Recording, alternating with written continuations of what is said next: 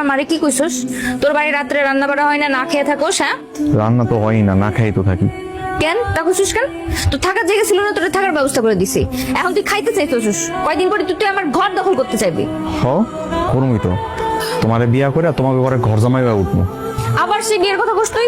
আমি তো কইছি আমি তোমার সাথে থাকতাম না। ধর ধর, এটাই তো শেষ খাওয়া, এরপর তুই আমার বাড়ির এক গ্লাস পানিও পাবি না। খা। কইলেই হয়ে গেল গা, খালি খালি রাখ দেখায়। ললিতা, এই ললিতা, পিছনে সিটে দুইটা মেয়ে না অনেক সুন্দর রোমান্টিক মুহূর্ত কাটাইতেছে। মানে তুমি তো বুঝতে না, তোমার মধ্যে তো রোমান্টিক ব্যাপারটাই নাই। নিচে দাও। এই যে আপা, আপনার মুখটা খোলেন তো। না না, ও মুখ দেখাবে না।